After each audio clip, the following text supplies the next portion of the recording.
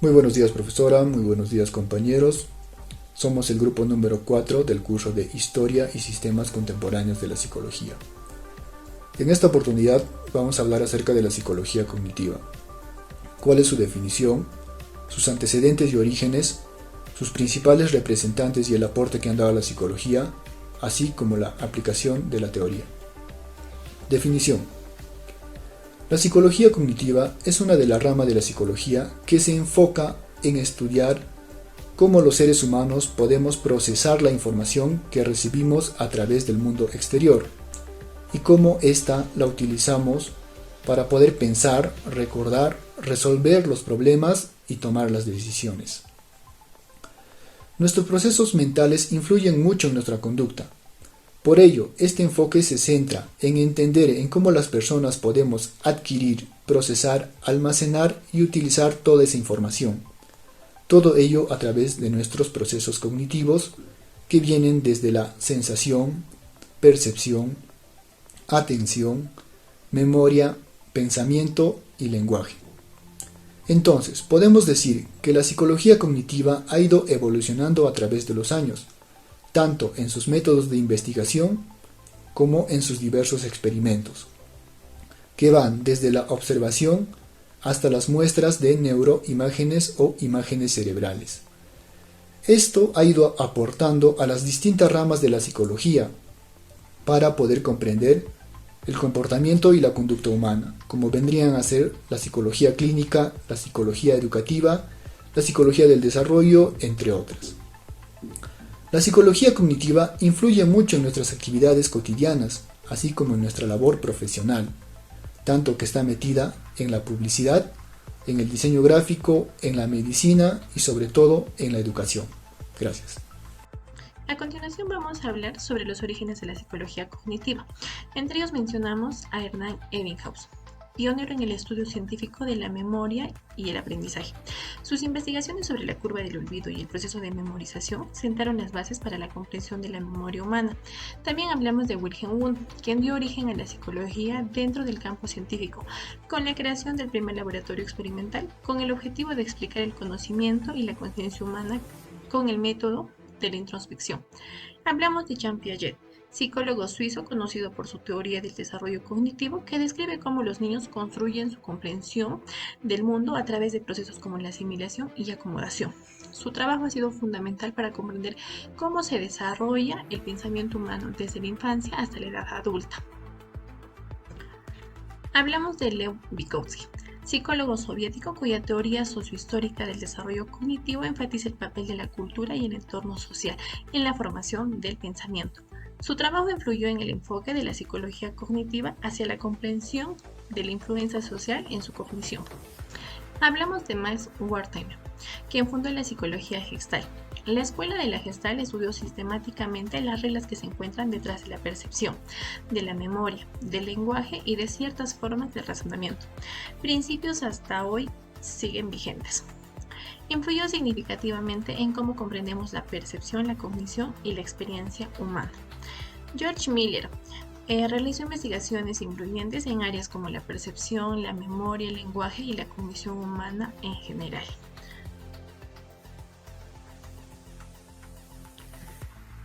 Vamos a hablar sobre los antecedentes de la psicología cognitiva. Hablemos del estructuralismo.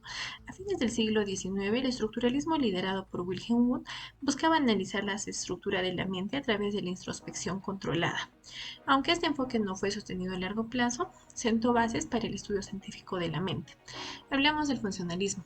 A principios del siglo XX, el funcionalismo encabezado por William James se centró en cómo la mente funcionaba para adaptarse al entorno.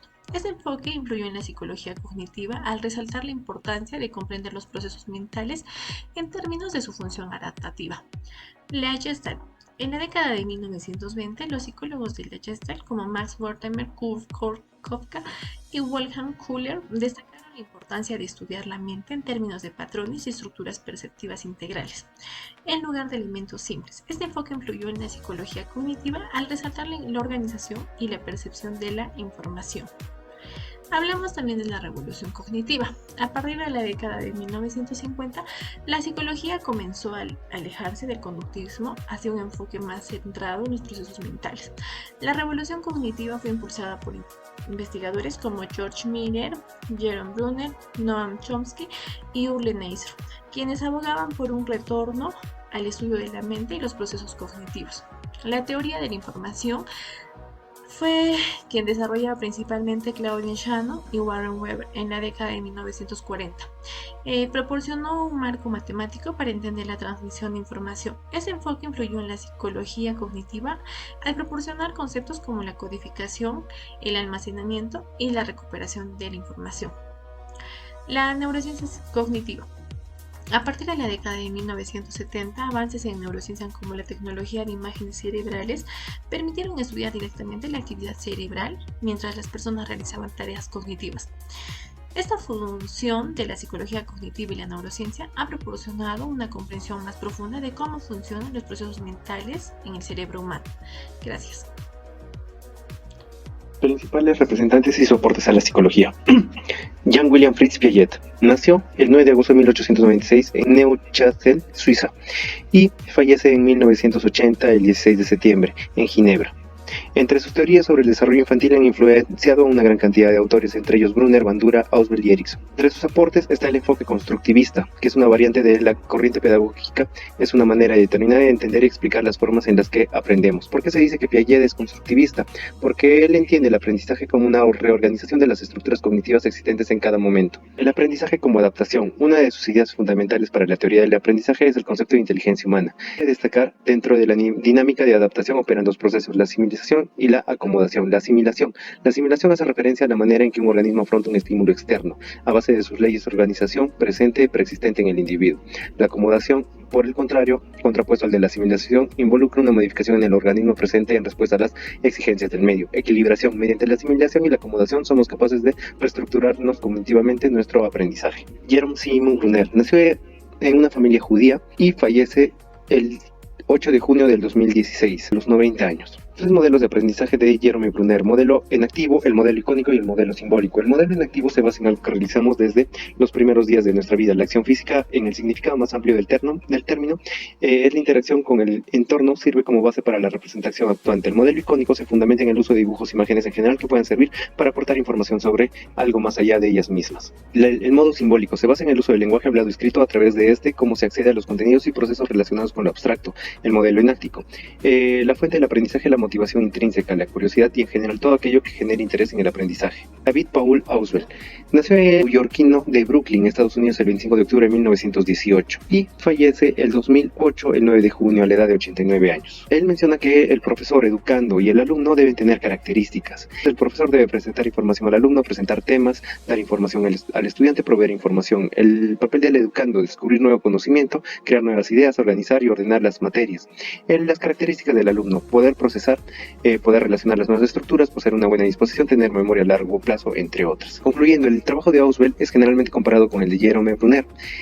Los métodos de aprendizaje de tipo verbal, como hablar, leer y escribir, no se debe olvidar que David Ausubel estuvo influenciado por Jean Piaget, relacionándolos con su explicación de cómo las personas adquieren el conocimiento. Robert Milne, psicólogo norteamericano nacido en 1916, Andover, del norte de Massachusetts, obtuvo su licenciatura en psicología en 1937. Enseña la formación basada en computadoras y multimedia. En sus últimos años aplicó los resultados de la teoría del aprendizaje en el ámbito escolar hasta su fallecimiento en abril del 2002. Menciona la interrelación entre personas y ambiente, siendo un cambio de tipo comportamiento, conductual e incluso a disposición de la actitud respecto a una parte o a la totalidad de la realidad. La amplia variedad de posibles aprendizajes se pueden agrupar en 8 diferentes tipos de aprendizaje. El aprendizaje de reacción, de señales o reflejos, aprendizaje condicionado, estímulo-respuesta, encadenamiento de secuencias, sección motora, la asociación verbal, discriminación, el aprendizaje y comprensión de conceptos. Habilidades motoras. La destreza motora es fundamental para poder actuar. La información verbal se refiere al proceso de transmisión de información. Habilidades, capacidad de captar, destrezas y estrategias cognitivas. Procesos cognitivos que utilizamos para captar y analizar. Las actitudes. Consideran actitudes a los estados internos que influyen a la hora de elegir las conductas. Él menciona las diferentes fases para adquirir el conocimiento. Primera fase, motivación. Segunda, aprehensión. Tercera, adquisición. Cuarta, retención. Quinta, recuperación. Sexta, generalización. Séptima, desempeño. Octava, retroalimentación. La comparación entre los resultados de la actuación derivada del uso del aprendizaje y las expectativas que se tuvieron respecto a dichos resultados son la última fase del proceso. Bien, ahora es el turno de Howard Gardner. ¿Quién es Howard Gardner? Es un psicólogo y pedagogo estadounidense que formuló y desarrolló la teoría de las inteligencias múltiples. Propuso que existe más de un tipo de inteligencia y que cada uno engloba muchas habilidades donde resalta la teoría de las inteligencias múltiples. Dentro de las inteligencias múltiples tenemos la inteligencia lingüística, inteligencia lógico-matemática, inteligencia espacial, inteligencia musical, inteligencia corporal o sinestésica, inteligencia intrapersonal, inteligencia interpersonal e inteligencia naturalista. Asimismo, también podemos conocer a Lev Vygotsky. ¿Quién es Lev Vygotsky? ¿No? Es un psicólogo soviético quien fue jefe de la orientación sociocultural de la psicología soviética. Según su aporte, sostuvo acerca del desarrollo de los niños, donde su aprendizaje se desarrolla mediante la interacción social de acuerdo a su inmersión en su vida rutinaria, familiar y social. Es por eso que podemos ver en la siguiente imagen donde un niño está siendo apoyado por un adulto, ¿no? Y ahí tenemos la metáfora del andamiaje, haciendo referencia a un modo de aprendizaje que consiste en el apoyo temporal de los adultos que proporcionan a los niños con el objetivo de realizar una tarea hasta que el niño sea capaz de realizarla sin ayuda externa. Asimismo, también tenemos a otro exponente, ¿quién es? Erik Erikson, quien considera que el desarrollo psicosocial abarca una serie de conceptos que permiten entender la evolución de los seres humanos desde la infancia hasta la edad adulta. Ahí podemos conocer las etapas del desarrollo psicosocial. Dentro de las etapas tenemos la confianza versus desconfianza, autonomía versus vergüenza y duda, iniciativa versus culpa, laboriosidad versus inferioridad, identidad versus difusión de identidad, intimidad versus aislamiento, generatividad versus estancamiento e integridad versus desesperación. Por último tenemos a David Paul Ausubel, quien indica, ¿no?, que el conocimiento verdadero solo puede nacer cuando los contenidos nuevos dan un significado a la luz de los conocimientos, donde el conocimiento viejo encaja con el conocimiento nuevo. Y ahí podemos ver, ¿no?, el aprendizaje significativo, ¿no? El conocimiento verdadero solo puede nacer cuando los nuevos contenidos tienen un significado a la luz de los conocimientos que se tienen. Muchas gracias. A continuación voy a dar a conocer las aplicaciones de la teoría cognitiva. En primer lugar, es importante recordar los detalles de nuestra rutina matutina hasta las decisiones más complejas. La psicología cognitiva está presente en todo aspecto de nuestra vida diaria. Este fascinante campo del conocimiento revela cómo nuestros procesos mentales influyen en nuestras acciones, experiencias y respuestas. La psicología cognitiva, en su enfoque en el entendimiento de los procesos mentales, como la percepción, la memoria y la toma de decisiones, tiene aplicaciones significativas en múltiples campos. Uno de ellos es en la educación. Estos principios pueden ser utilizados para mejorar los métodos de enseñanza y aprendizaje, así como la toma de decisiones, y que estos conocimientos duren por mucho más tiempo.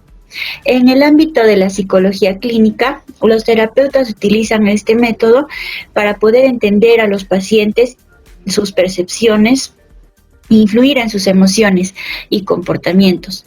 Este puede ser especialmente útil en el tratamiento de trastornos de ansiedad y de la depresión. Y ahora actualmente se ha también observado que la psicología cognitiva tiene influencia en la inteligencia artificial. Los investigadores ahora pueden utilizar estos principios para desarrollar modelos mucho más robustos y explicables.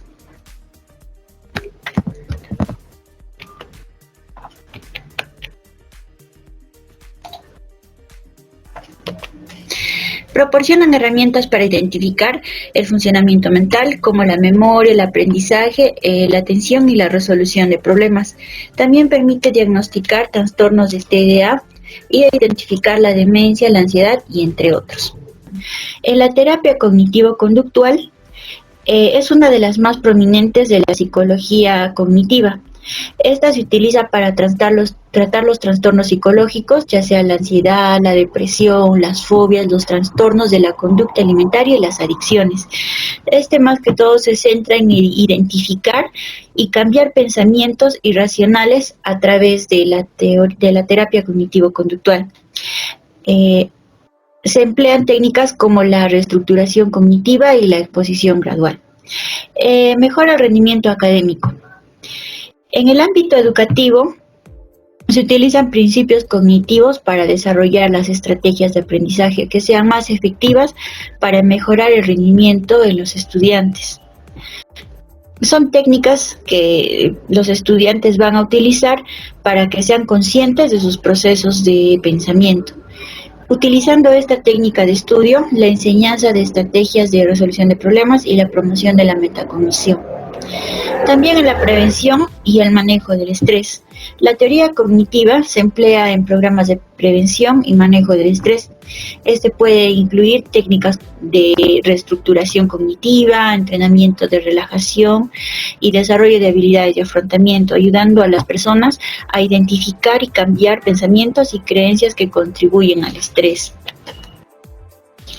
Intervención en trastornos de desarrollo. Se aplican principios cognitivos para entender y abordar los problemas de aprendizaje y desarrollo. Este va a permitir identificar las dificultades de atención, la memoria, el procesamiento de la información y la implementación de intervenciones específicas para mejorar las habilidades cognitivas. Y finalmente, el entrenamiento de las habilidades sociales. Este ayuda a las personas a mejorar su capacidad para poder interactuar, interrelacionarse en un medio social, incluyendo el desarrollo de habilidades de la comunicación.